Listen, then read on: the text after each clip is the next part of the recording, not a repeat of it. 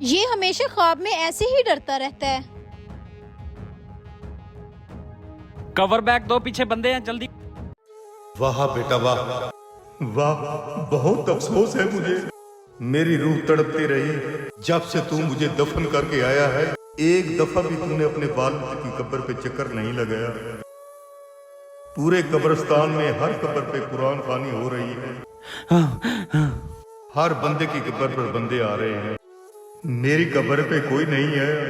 میں نے سوچا بھی نہیں تھا کہ تو میرے ساتھ ایسا کرے گا۔ ساری زندگی میں نے تیرے لیے کمایا، سب کچھ تیرے لیے کیا، لیکن تو میری قبر پہ ایک دفعہ بھی نہ آ سکا۔ بابا کی آواز آ رہی ہے، بابا نظر نہیں آ رہے۔ بابا کدھر ہیں؟ بابا بابا مجھے معاف کر دو، میں دنیاوی کاموں میں پھنس گیا تھا، اس لیے میں آپ کو بھول گیا۔ بابا بابا کدھر ہیں؟ آواز آ رہی ہے۔ روحوں کی آواز آتی ہے، روحیں نظر نہیں آتی بیٹا۔ اب میں جا رہا ہوں بیٹا، اگر ہو سکے تو ایک دفعہ میری قبر پہ آ جانا اور قرآن پڑھ کر مجھے بخش دینا۔ اب میں چلتا ہوں۔ بابا بابا بابا کیا ہوا احمد؟ بابا آئے تھے میرے خواب میں، وہ مجھ سے بہت زیادہ ناراض ہیں، ہمیں ابھی قبرستان جانا ہوگا۔ چلے جائیں گے، شام میں چلے جائیں گے۔ نہیں، ابھی جانا ہے قبرستان۔ احمد چلے جائیں گے، آپ کیوں اتنا سیریس لے رہے ہیں؟ خواب ہے، خواب میں تو روحیں اکثر آتی جاتی رہتی ہیں، کوئی مسئلہ نہیں ہے، شام میں چلے جائیں گے۔ نہیں، ہمیں ابھی جانا ہے، ابھی چلو میرے ساتھ۔ اگر آپ اتنی ضد کر رہے ہیں تو چلے، میں لے چلتی ہوں، لیکن خواب حقیقت نہیں ہوتے۔ نہیں، مجھے ابھی جانا ہے قبرستان، آؤ میرے ساتھ چلو۔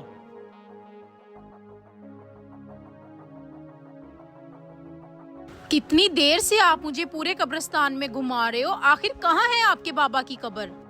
فاطمہ آج پورے 6 سال ہو گئے ہیں، میں کبھی قبرستان ہی نہیں آیا۔ یہاں پر تو بہت ساری نئی قبریں بن گئی ہیں، مجھے تو یہ سمجھ نہیں آ رہی کہ میرے بابا کی قبر کہاں پہ ہے۔ وہ قبر خستہ حالت میں پڑی ہے، مجھے لگتا ہے وہی بابا کی قبر ہے۔ آؤ۔ ہاں ہاں، یہی میرے بابا کی قبر ہے، یہ میرے بابا کی قبر ہے۔ ہاں ہاں، یہی میرے بابا کی قبر ہے۔